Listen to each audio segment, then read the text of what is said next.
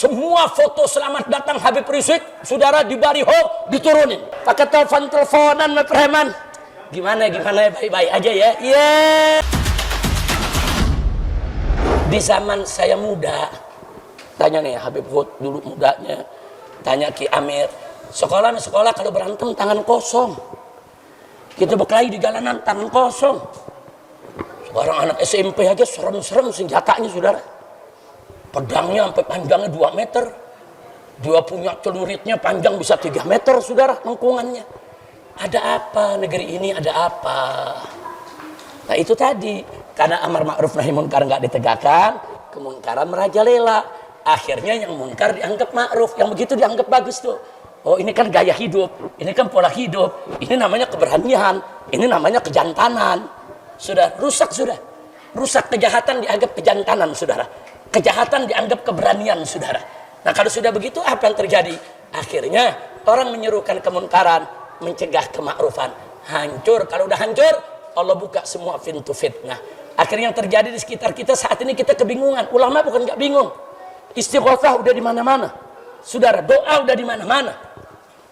Tapi berapa banyak doa-doa kita Allah nggak kabulkan, saudara. Bukan karena faktor ulamanya. Memang di mana-mana kemungkaran sudah merajalela. Dan ini nggak bisa dihadapi oleh hanya 1-2 ulama. Semua umat harus berhimpun. Wa'tasimu bihablillahi jami'a wa la tafarraqu. Ayo kita sama-sama pegang tali Allah, saudara. Jangan kita berpecah belah lawan segala kezaliman maupun kebatilan, saudara. Hari ini anak orang lain jadi korban. Besok bisa anak kita jadi korban.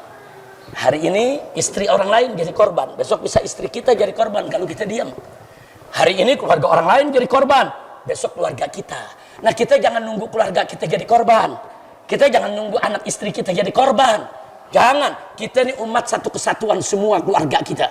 Satu muslim terganggu, satu muslimah terganggu. Itu tanggung jawab kita bersama. Kita harus peduli, harus mau tahu. Jaga keamanan semua keluarga kita. Jaga keamanan semua masyarakat kita. Jaga keselamatan mereka. Keselamatan nyawa, keselamatan harta, dan seterusnya, saudara. Nah di sini memang peran negara harus hadir. Nanti kalau kita hadir lagi, negara bilang main hakim sendiri. Nanti kalau kita hadir lagi dibilang melangkahi daripada wewenang negara. Kita melangkah lagi, dibubarin FPI-nya. Loh fakta, saudara. Emang apa salah FPI? FPI berebut tempat parkir? Enggak. FPI malakin toko-toko? Enggak. Saudara, apa FPI itu ngancam masyarakat pedagang dengan senjata? Enggak. FPI melakukan dakwah amar ma'ruf nahi munkar dan kemanusiaan. Dibubarin.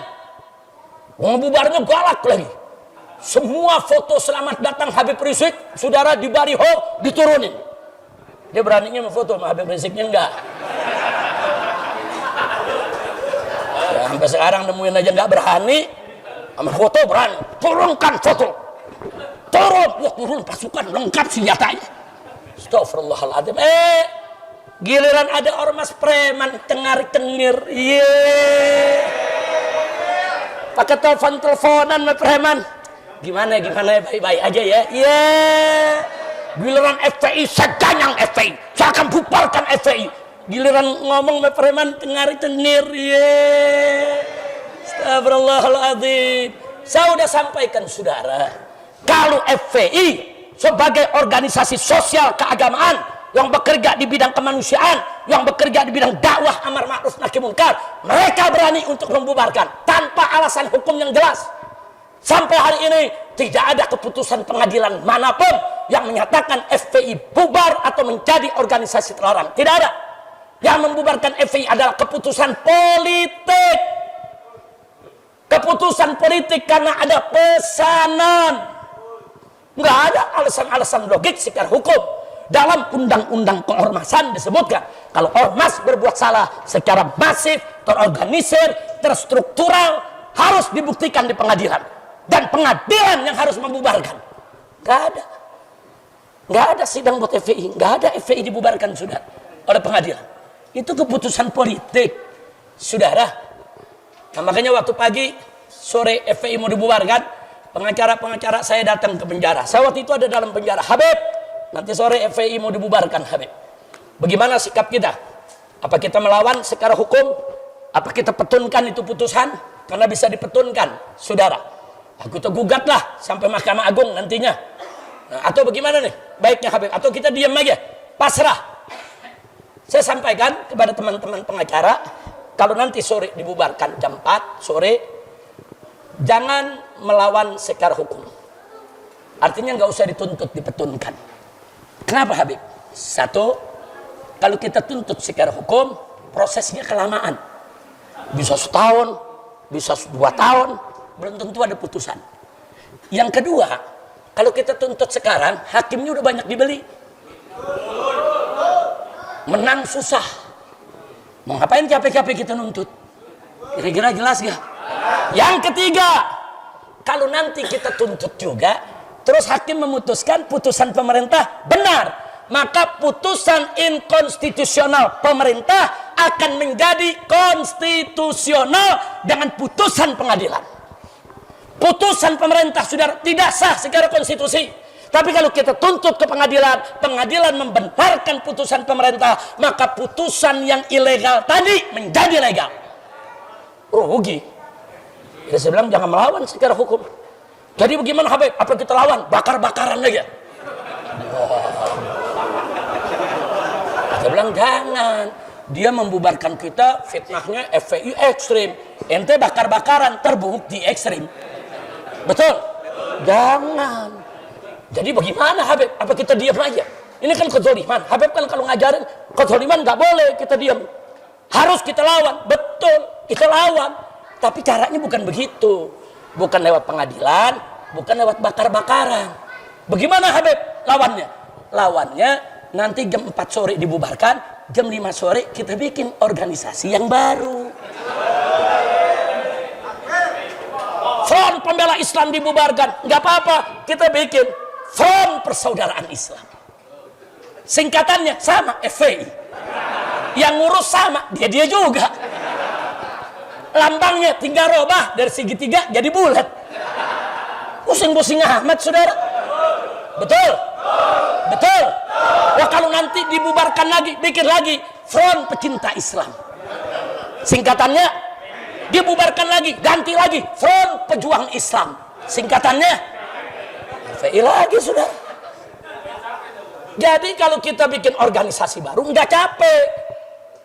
Dari sekarang pagi telepon seluruh cabang FPI se-Indonesia. Siap-siap. Begitu dibubarkan, turunkan itu plang. Tunduk kepada aturan pemerintah. Jam 5 sore naik plang baru. Besoknya saudara, wartawan ngumpul di Menko Polhukam. Mereka tanya, lapor, Pak Menteri, ini kemarin FPI sudah dibubarkan, sorry.